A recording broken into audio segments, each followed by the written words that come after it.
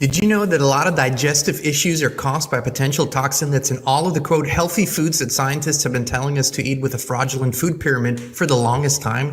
Warning signs include weight gain and fatigue, digestive discomfort and stiff joints, even skin problems. Well, Dr. Gundry, a world-renowned cardiologist, explains these side effects are often mistaken for normal signs of aging because digestive issues develop usually over a matter of years and sometimes even decades.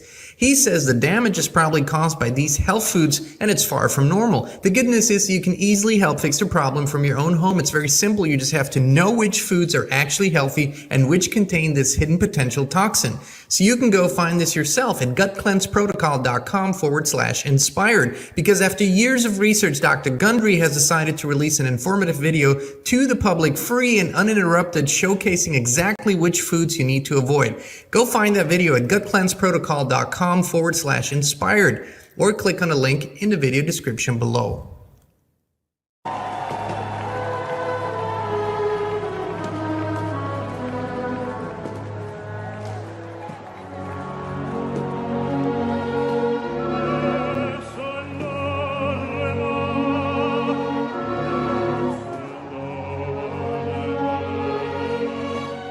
I think it is not exaggerating to say that this is the biggest IT outage the world has ever seen. This is on a scale that we have not yet experienced. But still, pay insufficient attention to the frightening scenario of a comprehensive cyber attack, which would bring to a complete halt to the power supply, transportation, hospital services, our society as a whole.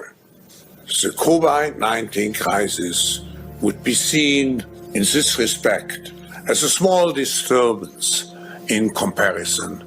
Frantic, I think, is the word we're all looking for, and it seems to be a cascading line of failures that we're experiencing. We have colleagues in Asia, going from Australia to the US, here in Berlin. It seems to be down everywhere, the system. For instance, the Berlin airport, obviously not the world's biggest, but, that's down. No operations there. We've just received notification from the FAA, the US regulator, that there's no more takeoffs from the likes of American Airlines, Delta, United. We're checking on Heathrow, obviously, the most important airport here in Europe. So it's very much chaotic at this point. That update had a software bug in it and caused an issue with the Microsoft operating system. And we identified this very quickly and remediated the issue. And as systems come back online, as they're rebooted, they're coming up and they're working. And now we are working with each and every customer to make sure that we can bring them back online. But that was the extent of the issue in terms of a bug that was related to our update. It was a single content update that has managed to shut down air travel, credit card payment systems, banks, broadcast, street lights, 911, emergency around the globe. Why is there not some kind of redundancy or some sort of backup? How is it that one single software bug can have such a profound and immediate impact? Well, when you look at the complexity of cybersecurity, you're always trying to stay one step ahead of the adversaries. Excuse me. Man, just 1 second, please. It really highlights not only the interdependence of the global IT infrastructure we have, but also the fact that only a handful of big tech companies really dominates this scene. And to recap, the reason we think this has happened is because of a software upgrade to a piece of software called Falcon Sensor, which is made by a company called CrowdStrike. It's a US listed business worth some $83 billion US.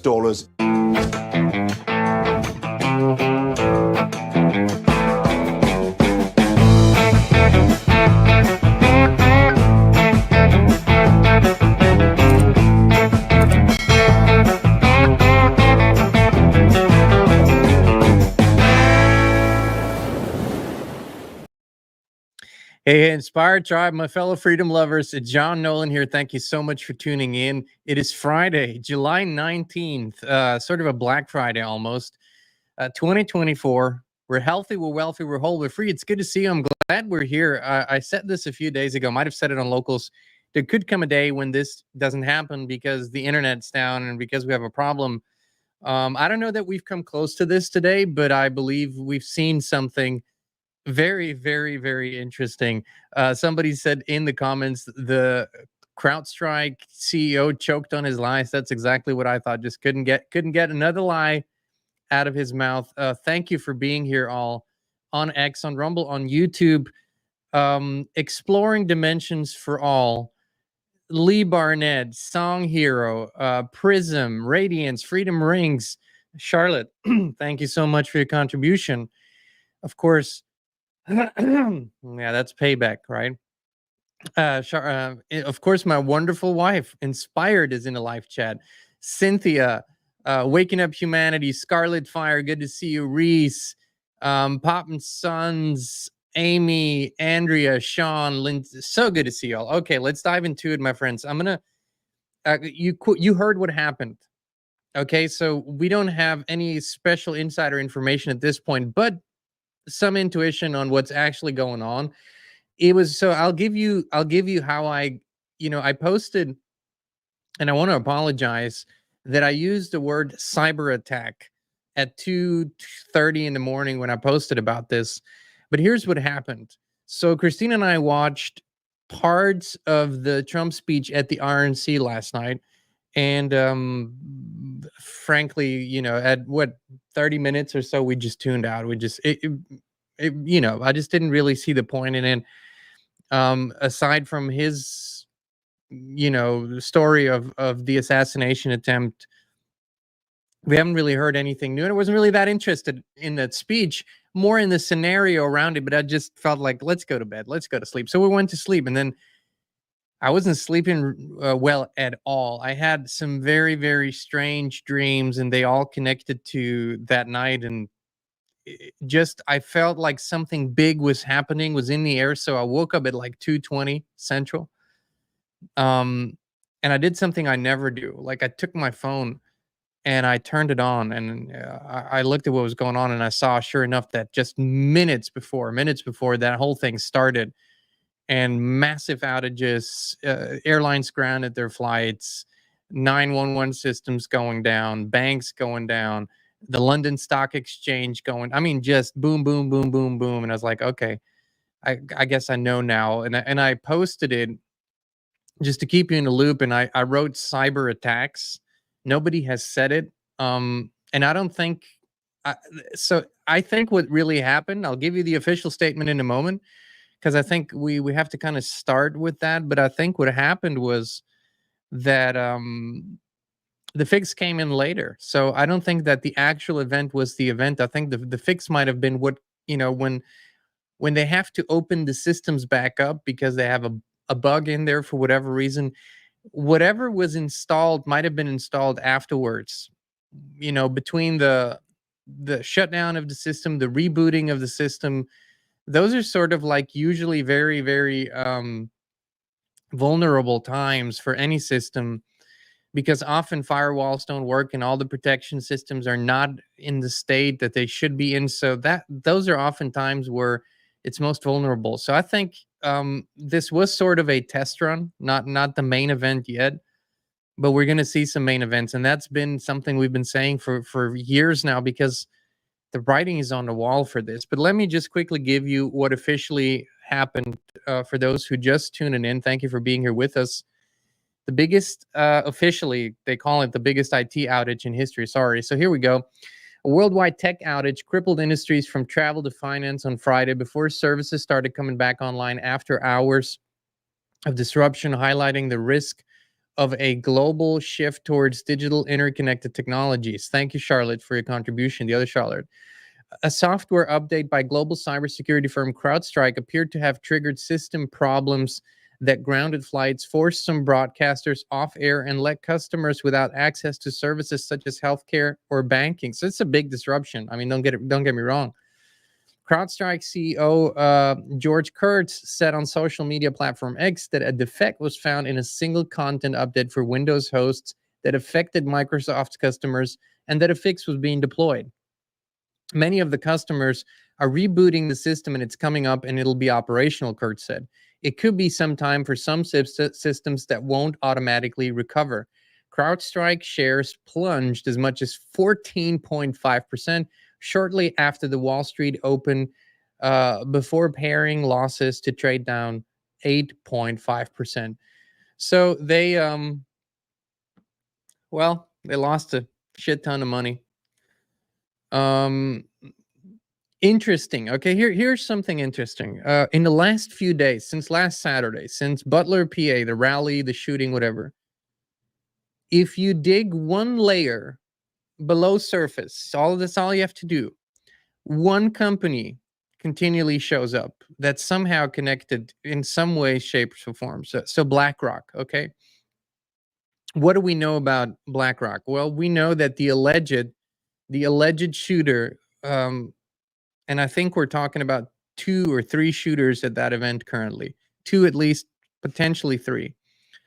And probably the shots that we've seen probably didn't come from, that it's beginning to appear. That's what's beginning to appear. But anyways, so the alleged shooter appears, Thomas Matthew Crooks appears in a BlackRock commercial that they have since taken off, which isn't any company would do that. Any PR firm would do that. Just don't expose yourself to that scrutiny any longer. So he was in a BlackRock commercial, and BlackRock being one of the 2 biggest funds in the world, managing basically, I don't know, 50-60% of the US economy and God knows how much of the world economy. It's like bigger than most nations' GDPs. They have it's like its own country, BlackRock. They have their own government. They have their own, intelligence services within it. It's like a freaking country, and they're very powerful. So the alleged shooter was in a commercial 2 years ago. The building we couldn't confirm until this day. So, the building seems to be, the ownership seems to be connected to BlackRock, but that's like a long shot. I can't tell you that. The other thing that happened was that Austin Wealth LLC, I believe, is the name of the company. They are heavily connected with BlackRock. They shorted stocks of the Donald J. Trump technology company a day before. So since they've said that isn't true, that this was just a clerical error, that the shorts happened before that. But the shorts appeared on the reports on July 12th, one day before. And to short something, to short a stock, means that you bet that it will go down and you make money off of the stock going down, right? Off of it losing its value. So that is another BlackRock element. BlackRock is one of the 2 biggest owners of CrowdStrike, with Vanguard, which is the second, of the 2 massive funds. So there's a interesting correlation. Also, I mean, what I found just, symbolically very, very interesting, and that's why I put it in the title of this live stream, is that the RNC convention after Trump's speech last night and the official acceptance of his nomination for the Republican Party to run for president. So that was what this was really all about. They played Nessun Dorma, this beautiful, beautiful classic piece. And Nessun Dorma it's Italian, and it means nobody sleeps. Nobody sleeps, and it's actually sort of a love story, but it was just interesting to me. Nobody sleeps, which is exactly what sort of happens when an IT outage puts the whole world on its feet, because airports need to shut down and whatnot. So I just thought, man, within 2 or 3 hours of that being played, this whole thing's going down. So we don't know what we're in, other than I can say it's the greatest, biggest, most bizarre reality show on earth. And you find connections that, after finding so many and so many connections, you just go, okay, it's not coincidental. What it means, we don't know. I highly doubt that there's anyone in the public arena who can put the pieces together correctly, let alone let alone assess who wins and who loses in this scenario. Naturally, I would say that, at least from this standpoint here, right now, looking at this situation, I would say that BlackRock wasn't on the winning side of this scenario last night. You know, being the biggest owner in CrowdStrike, or one of the two biggest owners, and CrowdStrike having lost basically 15% of its value in a few hours. So I don't think they're the winner, but on their portfolio, on their balance sheets, if I don't even know if that makes a difference. So at any rate, we're seeing connections, we're seeing plays that are hard to interpret. However, what is easy to interpret, and this is what we need to focus on, is what does this tell us? Because that's the only thing that matters to me. To me, you matter. To me, it matters how we react or how we observe such situations, and what can we take as empowerment, right? Because these scenarios and these chaotic things, by the way, these outages have been happening. If you paid attention over the last couple of years, a lot of outages, a lot of grounded flights, always these system outages. So we're seeing this is systemic. And part of this reset and part of this grand transformation that we're going through is that all our structures are not just vulnerable, but they are being completely transformed. And to be frank, your well-being, my well-being, it's on the bottom of the priority list, right? So there are so many moving parts here that we have to bring back our attention always, first and foremost, to what matters to me and my family. Like, what is important, and what can't I do if I don't have access to the bank, if I can't use an ATM, if systems go down on my phone, payment systems, if I can't fly somewhere. Thank you, Charlotte. Again, both Charlottes. So the questions that we always encourage you to ask yourself is, where am I completely relying on these systems, and where do I need them, right? We are partially relying on these systems through our work, of course, but the essentials we have decentralized and created an analog system, means our essentials for our family are not connected to the internet whatsoever. So if it goes down, we're still fine, because the essentials are, we've taken all that power back. And I would encourage you to do that. And what that means is very simple.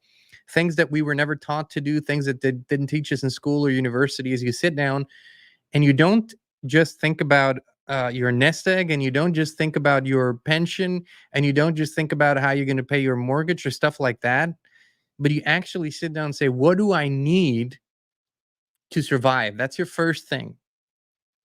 You write that little list down. It's not a lot of things, but there are a few things like food, water, warmth, if you're in a cold area, shelter, maybe you need some medicine, stuff like that. So you write that list, and then you do what you can with what you have where you are, to make sure that that list is taken care of no matter what happens in the world, at least for a period of time. And people say, uh, you know, I can't really afford much. I can't buy emergency food. Listen, if shit hits the fan, push comes to shove, you can freaking live on rice for quite some time if you need to, right?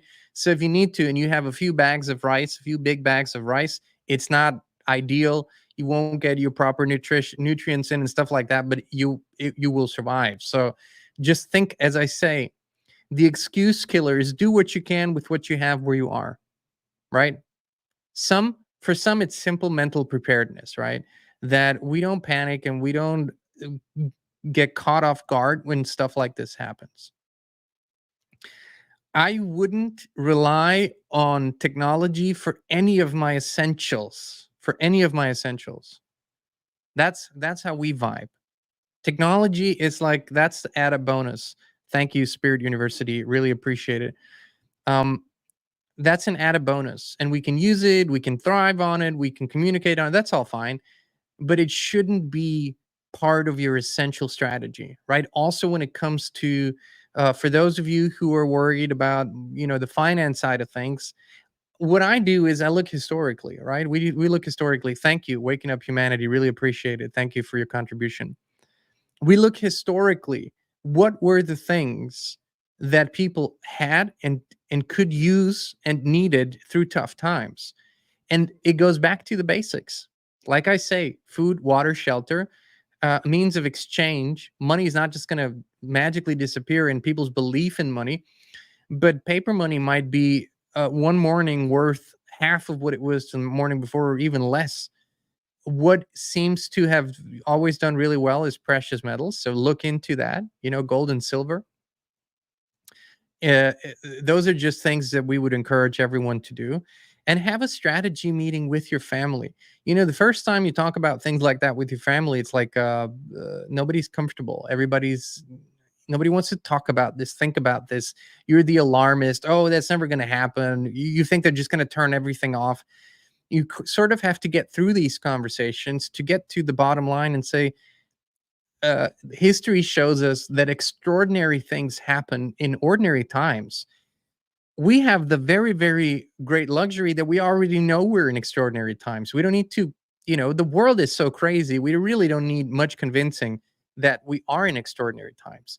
So that it requires extraordinary thinking, right? Everything that worked 20, 30, 40 years ago, 10 years ago, 5 years ago might not be a good strategy. So you sit down. One of the things that we've done many years ago is we have a strategy of what happens when comms go down. So when phones don't work, internet don't work, we don't have a way of calling each other and everybody's doing what they do. We know exactly what the game plan is. We stick to that game plan. That's something that is very important to do. Having a little bit of cash on hand. Listen, when systems go down, one day that day will come where you won't be able to access your bank account. That's just a given. It's happened in every economy. It's happened in every country at some point. Have a little bit of everything on hand. Just be smart. I can't tell you exactly what to do, because you have to figure out what matters most to you. But start thinking like that. It's also empowering. Like we've been saying, it's very, very empowering. What is happening behind the scenes with technology, with the internet, is unimaginable for many. Where blockchain, the tokenization of everything, what that even means, that all the world's, from everything in nature to all the other goods and services are being tokenized and being put into the blockchain system. Those are things that people have been working on, and huge, like BlackRock, huge companies are financing and working on and investing in. Those are things that are sort of unimaginable. We would never think that way, but it's a different species that does this. These are different beings. They're just wired differently. So we're seeing this huge restructuring. We're seeing wars in between the families, the fractions. We're in this very, very weird flux state. It's like one, it's like a relay race, right? And sort of they're fighting over who takes charge now. Who is the next one to carry the torch, so to speak? Who's going to take ownership of all of this? That's what they're fighting over. It's an extraordinary war, unlike anything we have any historical comparison for. We might speculate maybe in Atlantis, maybe in Lemuria, maybe those were sort of situations that were similar at some point. But we have this extremely weird Twilight Zone 2 timeline thing where most people still live on a very, not natural, because everything is, we're embedded in an artificial system, but sort of a more grounded, rooted thinking. And then there's this entire other timeline. They're so invested in all technology and in restructuring the entire system. They can't even imagine how you could still just think about living a good, healthy life with your family, growing your own food, having your own well water, and being in sync with each other. That's just so far removed for these people. They're psychopaths. They have a completely different outlook. That's just where we're in, folks. I can't do anything else but what I've been doing for freaking 20 years, observing what's happening, reading documents, reading plans, listening to what these people have been saying, studying how much control they have through finance and through controlling governments and whatnot. And their plays are, they are weakened. They are very, very much weakened compared to where we were 20 years ago. 20 years ago, they were in the saddle. They were leading up front. They were in the saddle. They were the ones calling all the shots, and they usually got what they wanted one way or another. We're in a very different time. The awakening and the continual awakening, and which is going not just through the population, it's going through the structure, it's going through the military, it's going through big finance, it's going through even government. So we see people everywhere that are having these aha moments. You can't believe that that's just going through the regular population. It's happening everywhere. And so all of a sudden you see where these dark forces thought they had allies, they don't have allies any longer. We there's a lot happening. We are in a war that is hard to define, but it's all around us. And at the same time, we're also the peacekeepers and the peacemakers, you and I. So it is important that we take good care of ourselves. It is more important than ever that you really, really treat this body that you're living in super well. If you've waited for the right time to optimize what you can to exercise, lose weight, now is the time, friends. A sickly body will have much more challenges through this. And I understand everybody has their own journey, but do what you can with what you have where you are. Just become the best possible version of yourself. That is a surefire strategy to make it through all of this as best as possible, right? Do what you can with what you have where you are, and become the best possible version of yourself through this, and lead the best possible life. That is the strategy. Because we have zero control over what just happened last night. Zero. We have zero control over CrowdStrike, Microsoft, or whoever else is involved, over the hackers, over the non-hackers. None of it. But we have control over how dependent we are on the structures that they are attacking, or that go out, or that they have outages. That's what we have control over. And that's just different kind of thinking. It's streetwise. You got to be streetwise, and you got to be old school wise. You got to think, what would your grandparents have done? What would your great grandparents have done?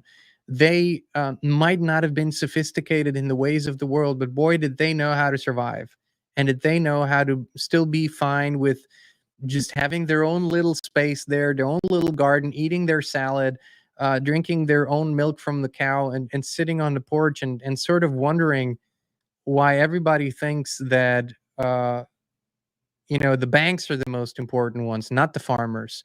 Why everybody thinks that Wall Street is the most important thing. No. That's just a program.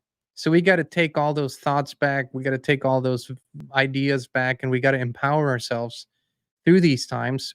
We're looking with intensity, which means what I as intensity, I think ups and downs, roller coaster ride, right?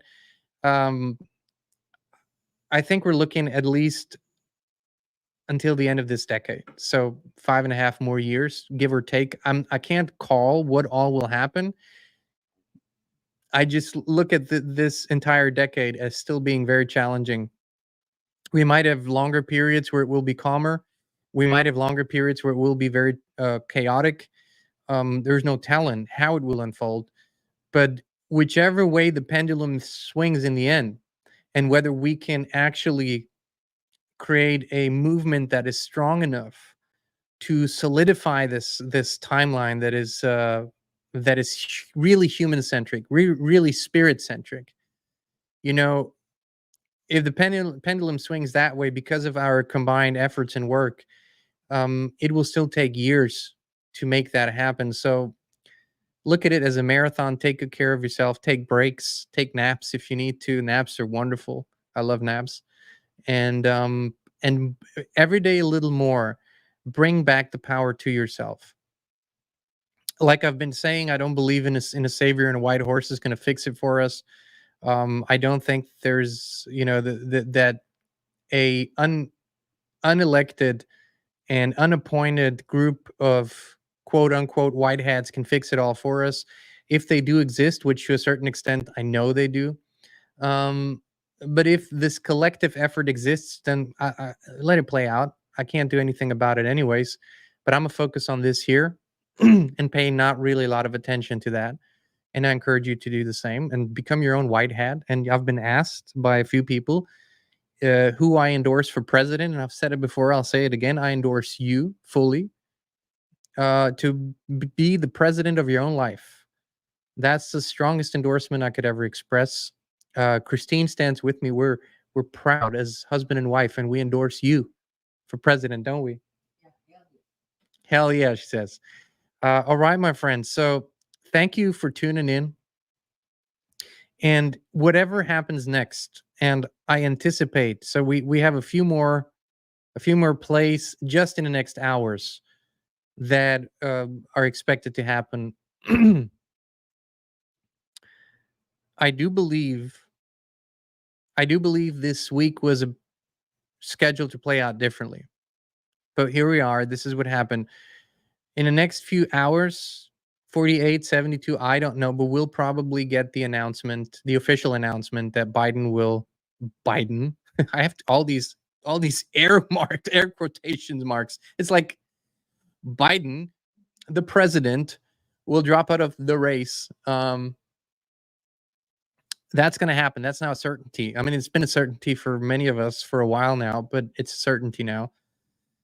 And the question will be, will he also resign from the residency? It's hard to do one and not the other at this point, because clearly to everybody out there, and here's from the public narrative and from the media narrative.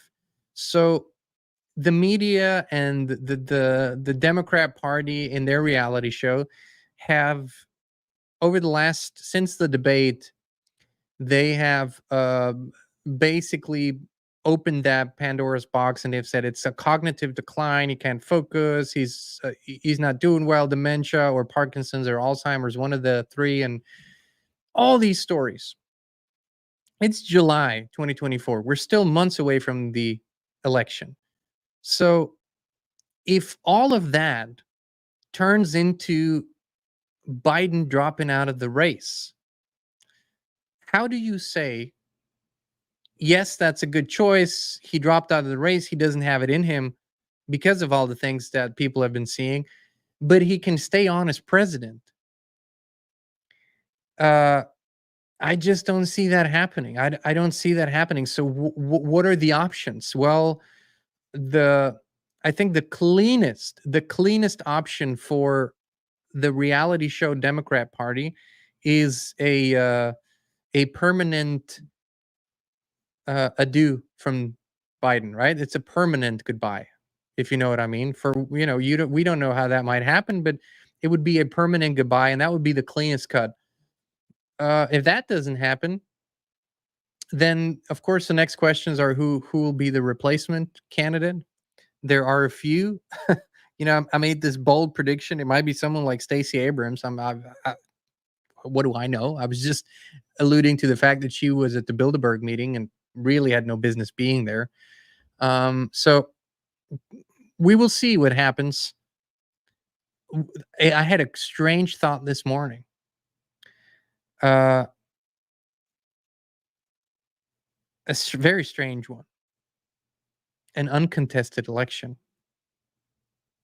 Very, very strange. Or a deal with RFK Jr. is made. I mean, there are a few scenarios that I could see, but it's going to be interesting either way. So be prepared for all scenarios. The answer is always the same. Like we said, throughout the years that we've been on here, you are the protagonist of your own life. We endorse you for president of your own life. Act accordingly. It's up to you. Do what you can with what you have where you are to become the best possible version of yourself. Boom. That's the message. So thank you again for being with us. Thank you for joining us. And we are excited. I'm excited because being in this limbo state that we've been in for 10 years or whatever, it's about time. Let the other shoe drop. let the chips fall where they may, and we're going to make it through this. Right? And that's what I'm thinking. So have a blessed and wonderful day. We love you. We appreciate you.